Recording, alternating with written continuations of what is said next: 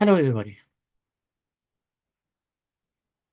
Today we will cover the week 8 tutorial for both units, COIT 12206 and COIT 20261.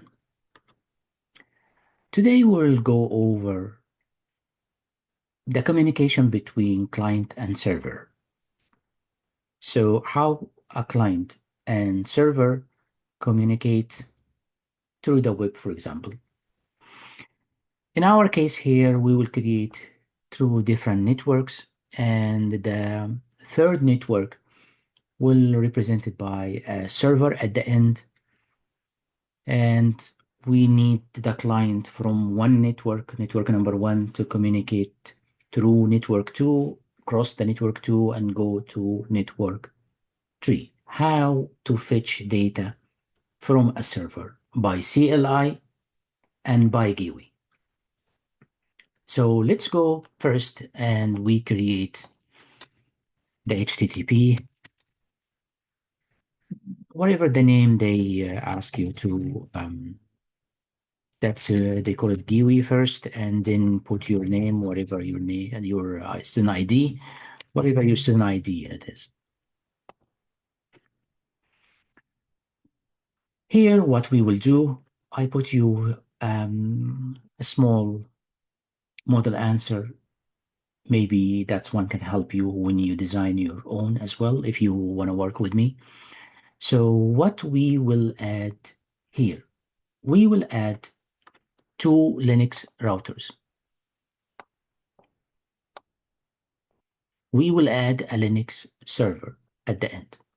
We need two switches. Then we need a Firefox host, which we will replace it later on. That's router, that's another router, and that's a switch, that's another switch, and we need another switch just to only to represent an invisible, a third network.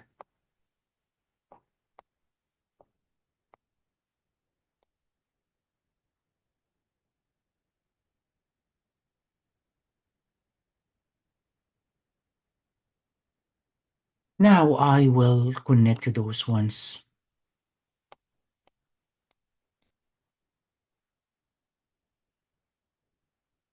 That's Ethernet 1, remember that.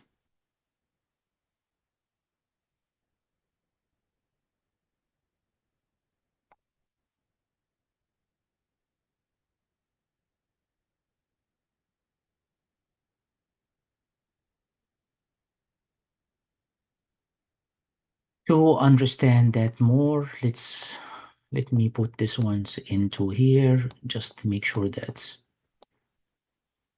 here it is. I want to make sure that you guys see the interfaces, what type of interfaces we use, what the name of the interface we are using. Here, here.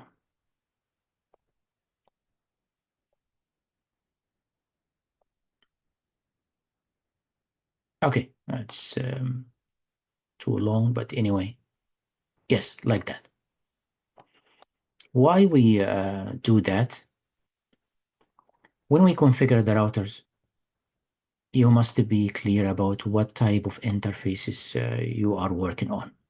Any mistake with the interface you will do, you will create a problem. So what we will allocating IPs, yes, for that network.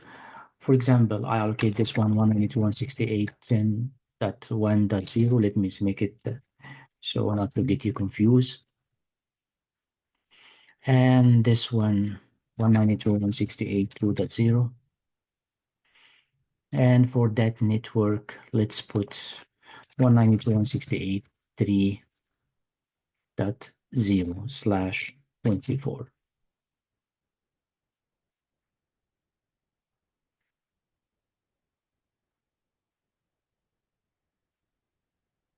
Usually I prefer to have that one for the gateway. Cisco maybe have the last IP, but for me, I'm okay with that. So here it is. That's that one, and that's that two.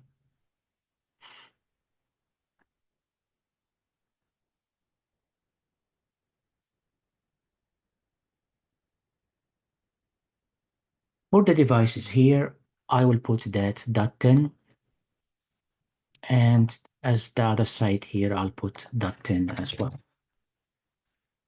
So this one is 1.10, that one 3.10. And we will start configuring those devices as they are, whatever it is. So for host one, for example, let's go here, and I think you are familiar with those ones.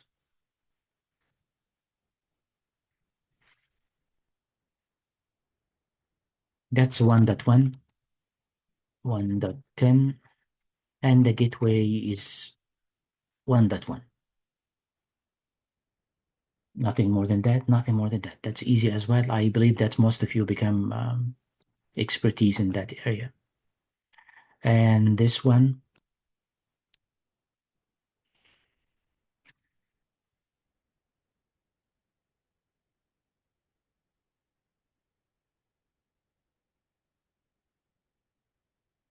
that's 3.10, and this one 3.1.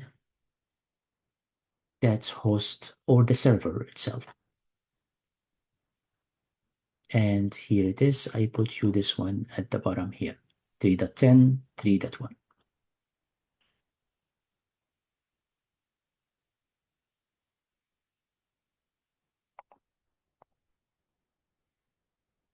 The host configuration, in my opinion, doesn't have any problem.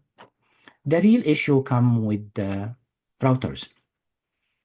I put you that one, create you this one onto the side here, just in case if I did something quicker or faster, so you can actually catch up with me. So that's router number one. Router number one has two interfaces. Remember that interface 0, the one which is internal to 1.1, and the external which is 2.1. Here it is. I will configure those ones.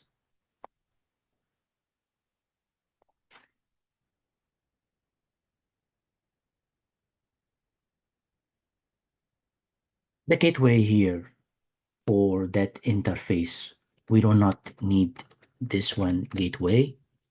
So since it is the gateway itself, so I'll put this one as 1.1. That's the internal one. So it is the gateway itself. So I don't need to identify a gateway. Now, the thing which we usually, I think you're familiar with that as well. I want to enable the forwarding.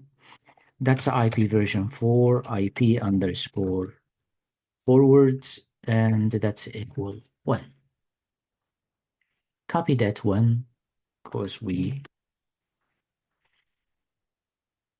yes, the spelling is correct and there is no typo. For Ethernet 1, that's the one which goes outside. And over here, we need to identify not the gateway. If you familiar with, if you have attended or you have done week 6 tutorial, I did show you how to do what we call it default routing. I'm going to show you a trick which you can actually avoid that default routing as well. So what is the IP address for the Ethernet one? Oh, you mentioned that that's 2.1. Okay, so what is my gateway? Here it is, and make sure to get that 2.2, really, which is cross. So the next, what we call it next hub. So instead of typing a command to introduce the default routing. No. I'm gonna direct that to go directly to the next interface. So what is your gateway? 2.2, not 2.1. 2.1 is the IP and the gateway is 2.2. That's it. So as you can see that, and we will, as usually, we will enable the forward. Just make sure that your typo is correct. We will check the pinging and we will find out if it has any problem. We will go back, but it's better not to waste the time and for troubleshooting.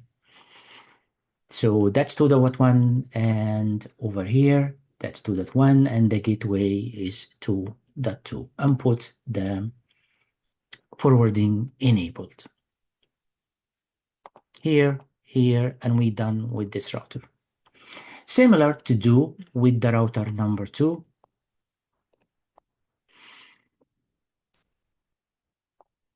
That's 1, that's 2. Here it is. And I do not need gateway since that's 3.1.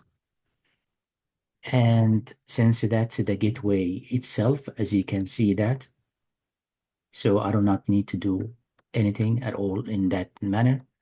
So if you want to add forwarding is okay. If you don't, whatever it is. This one is not, here it is. Gateway, that's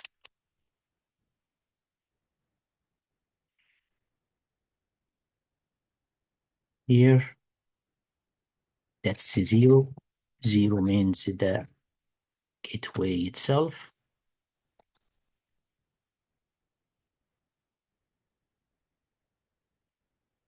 The Ethernet 0, that's in my topology. I put the 0 is this one, 3.1. I make the changes. So in here 0, in 1, in my connection, I make it different. I make that, as you can see, that this is the one in the bottom 0, and the link over there is 1. I made change different from this one. So swap those ones. So the Ethernet 0, it's over here. So just here it is. And for the Ethernet 1, that's the one I'm going to make it 2.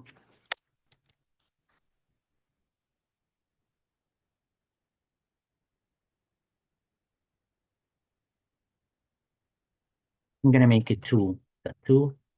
And my gateway is 2.1. The other side. That's it. So what is your gateway? It's over here. That's it. Here. Quick explanation for that. Router number 1, this interface, the 0, that's a gateway. That's your gateway, so you don't have to specify the gateway for this one. Just only the IP and the subnet mask, like this one. And put it over here. But I just changed that from 0 to 1. And over here, I change it actually to 1. So number 1 from here. And what is your gateway? This is mine. Really? Yes. So in here, what is your gateway? This one. So when you configure the interface number 1 here, when it asks you, what is your gateway? Your IP is 2.192.168.2.1. So what's your gateway? The next hop, 2.2.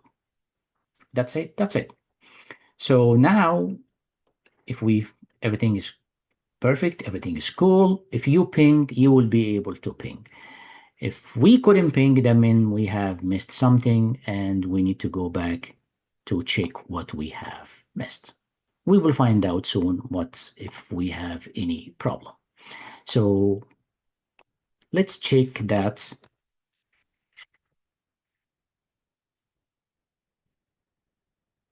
Let's see. That's 3.10. Okay, can you ping 192.168.1.10? Yes, I can ping 190.10, which means that my work is correct. 1.10, which is this one. Here again,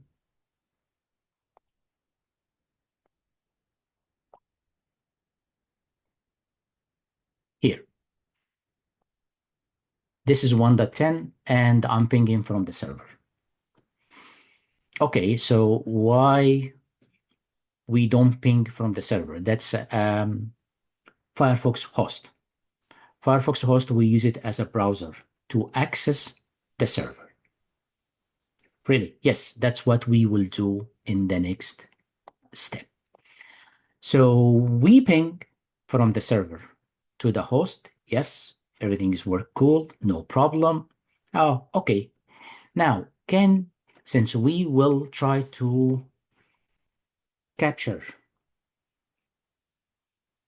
the communication between the server and the client, or actually between the client to the server, we want to capture those ones. So what we will do, easy, we will come over here, name that whatever the name we ask you to name it. Let's say that's week 8 HTTPS or HTTP capture dot pcap. Don't forget pcap, please, so we can be able to open it with Wireshark. Started the capture, and now let's go to do some pinging and communication again. So here it is. I'm gonna go here and I will ping one more time. So it can be captured. The ping can be captured. That's enough for that. And now let's go to the area which is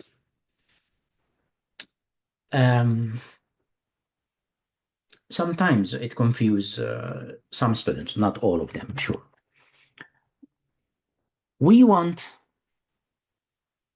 to communicate using the web browser in host number 1 to be able to open a page, an HTML page, for example, from the server.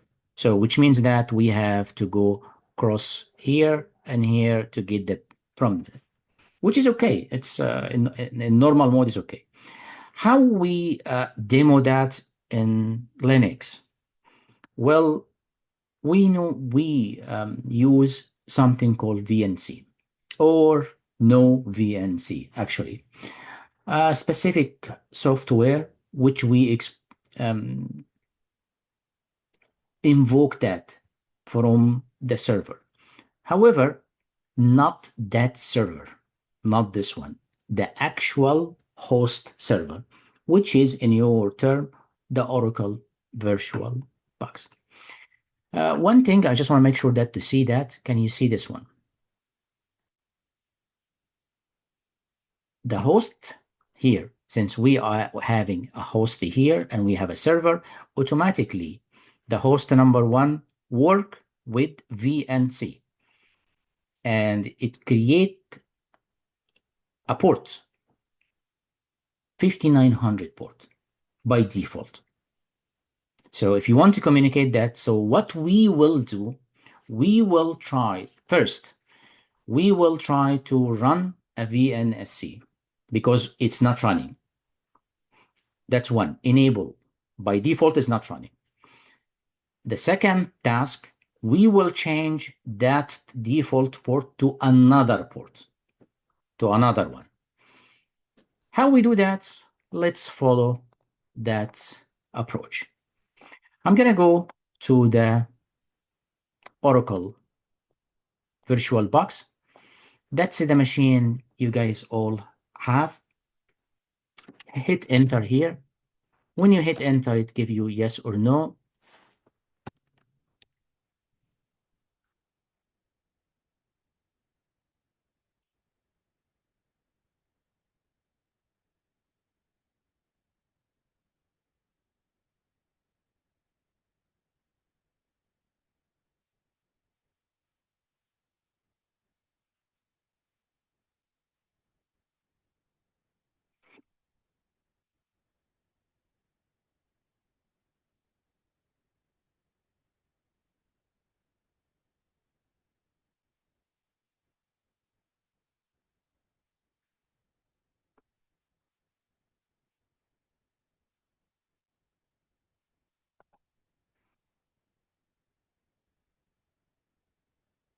When it's come over here,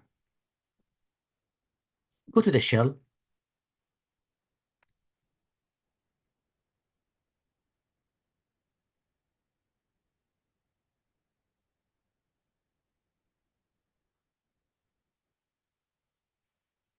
As you can see that at the bottom here, maybe you can, guys, maybe not, I'm not sure here.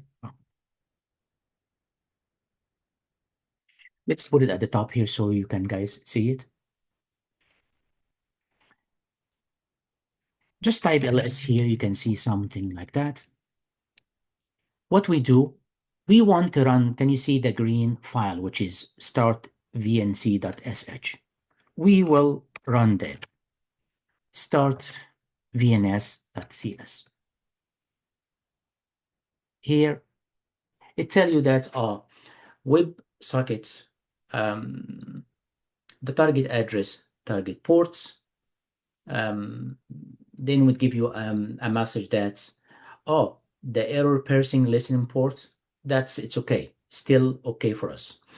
Now, what I'm gonna do exactly, I will type something like that.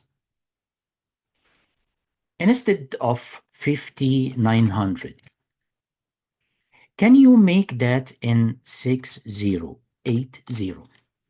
In short, can you change the port? Can you change that port from 5900 to 6080? And let's see that if that's work or not. Okay, it tell me, all right, so the WebSocket server setting, listen on port 6080. It listening, let's see if it's listening or not. How we find out that if listening or not? Let's go to our, let's minimize that.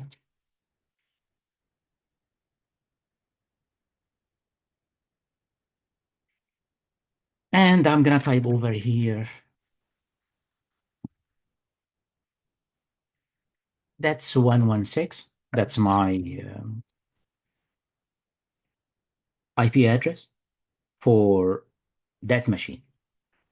Then I'm gonna put 6080. That's the port which we have created. And here it is.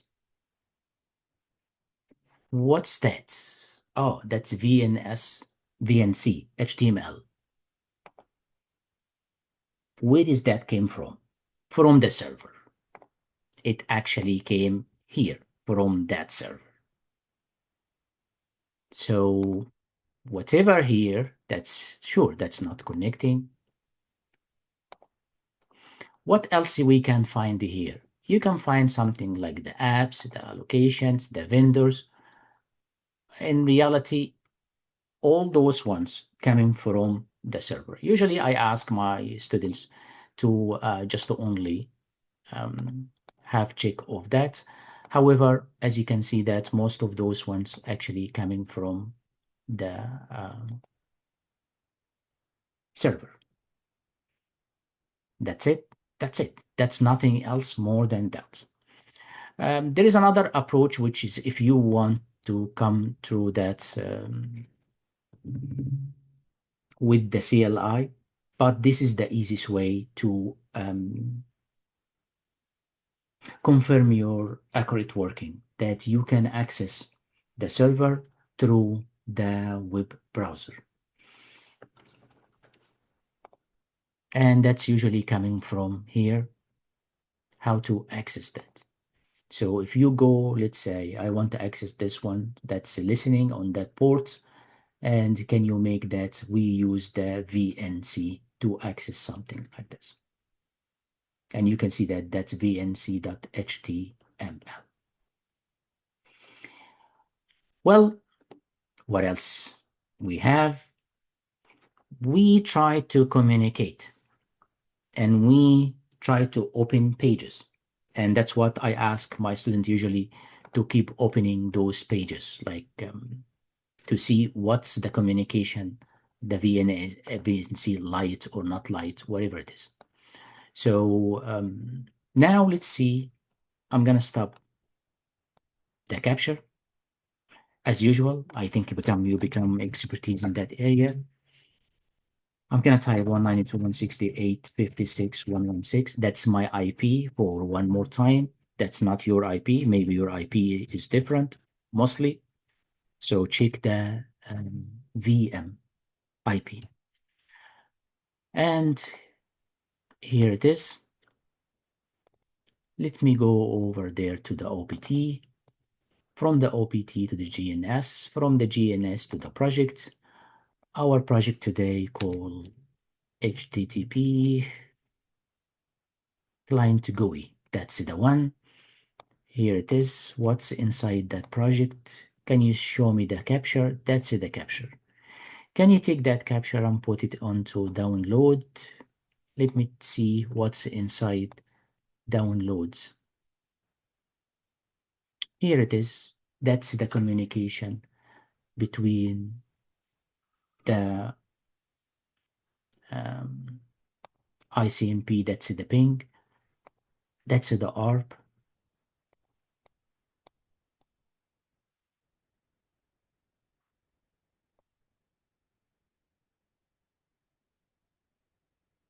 and as you can see that, we can see that the P cap. From here, the broadcasting and the ARP, that's most important with what you can see that the request and the reply. That's the ARP, that's the request, and that's a reply. That's the ICMP, that's the version 6, or that's the ping which we have done before from the 310 to the 310 to the 110.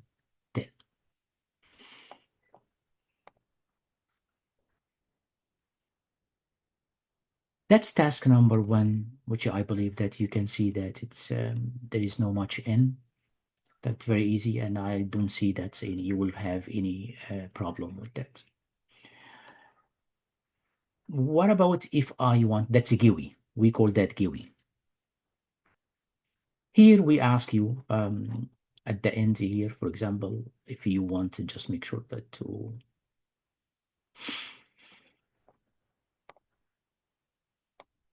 that's using the VNS in Fireworks, host whatever, you will recommended to open new private tab on whatever it is, and you are visiting the host website too. That's it. That's it. That's it. Nothing else. Stop the capture and everything is done. What about for task number 2? In task number 2, we consider that one or that task as graphical user interface, GUI. So what about if I want to access that by the command line, which I believe that you will need that into week 9 and 10. So what we do, okay, so save this project as it is. I'm gonna stop that. Then I will duplicate it.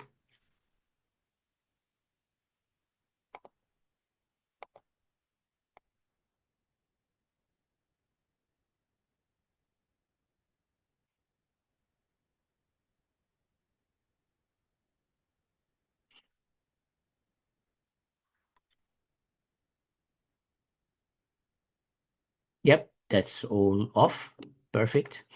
So now let's go over here. That's the one.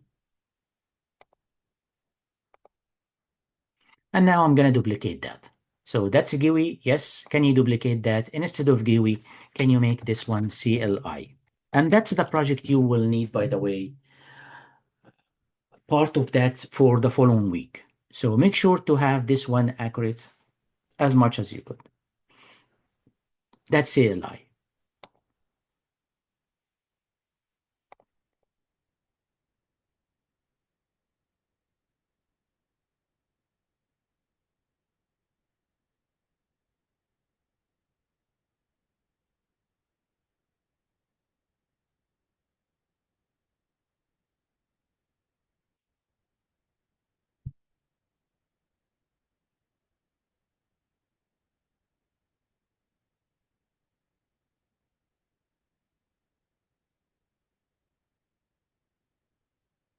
Here, I have managed to duplicate the project.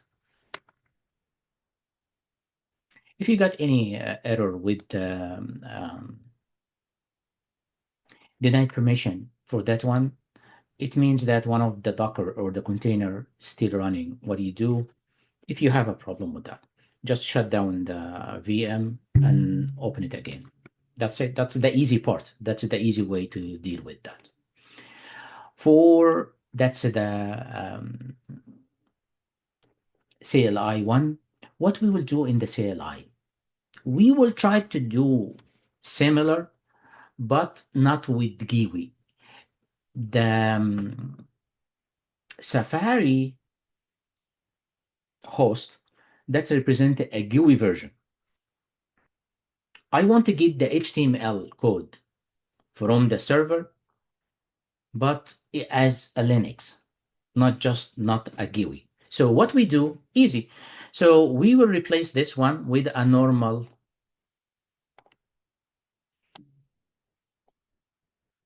Linux host. And we will configure that similar to with the same IPs and everything. Everything we have done over there, we will, here it is. So let's go here and configure this one.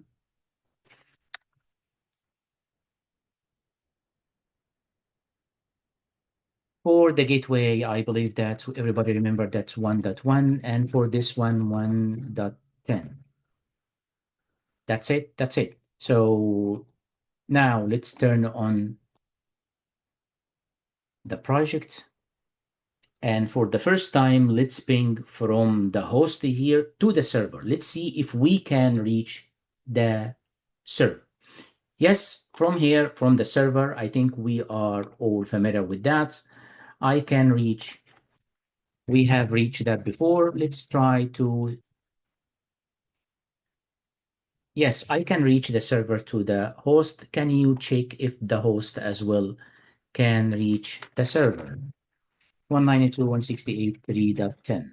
Yes, we can, and everything is cool. No problem, no problem. Okay, so how we get, and that's a funny part because the command we use usually we use we get, something called we get. But anyway, we will use some sort of command called curl. We have inside the server here,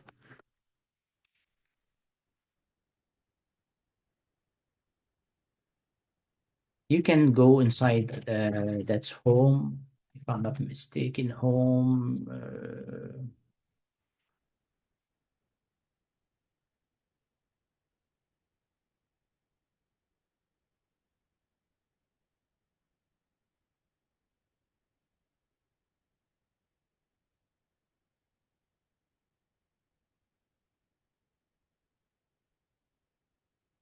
Inside.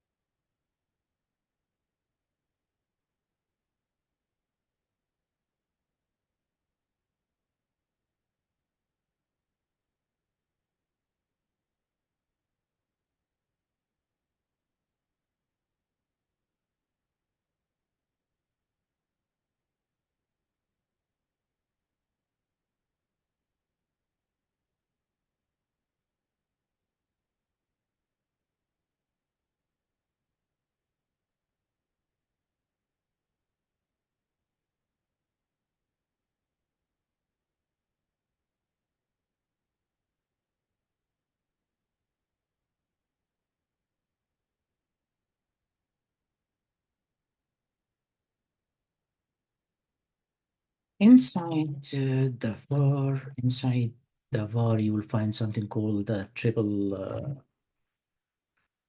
Inside that triple, you will find HTML. Inside the HTML, you will find the index.html. That's the one we want to access. So what's inside the HTML?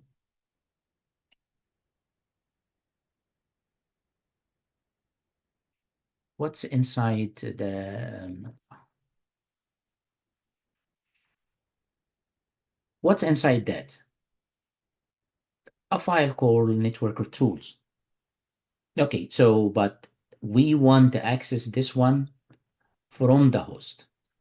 So I want to get that through the host. So I'm here in the server right now. So it's easy for me to go from one directory to another directory. It's easy. So I can go back down there. I want to access that file, open it from host one, from here. So that's host one. So what we will use something called cur and put -o as well. Can you put index.html? And okay, so you want to grab that file. Okay, so the index.html from where? From your current directory or from somewhere else? No, we want to get that from HTTP, and I'm going to put the server IP, which is 192.168.3.10, and hit enter. It's open for you something like this. Okay, so what I have here? All right, so what's the in? That's index HTML. So can I cat index HTML? That's here it is. What we do, here it is. That's curl.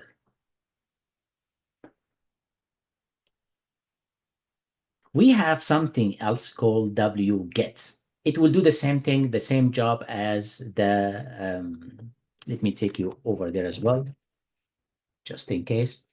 So we have something called wget. Can you get that file? Which means that can you create a copy over here? When you copy the file already, let me show you because I think that's the message already. You need to get that. Here, 192.168.3.10. Watch the message. Here it is. So what is the curl and what is the wget do? It actually copy or get a copy from the server to the local directories. So here right now, the wget, it tell you that cannot open that file. Yes, why is that? Because the file exists already. So already you have already used another command, whatever it is, to get that file. That's it. That's it. So that's how you copy file, or you drag a file from the server, or to access the server. We could access the server from a server to the local client. That's it. That's it. That's already the week 8 tutorial. Go over the tutorial, do it once, twice, improve your skills. If you have any issue, email me. I'll be more than happy to reply back to you. Have a good one, and I'll see you in the next tutorial.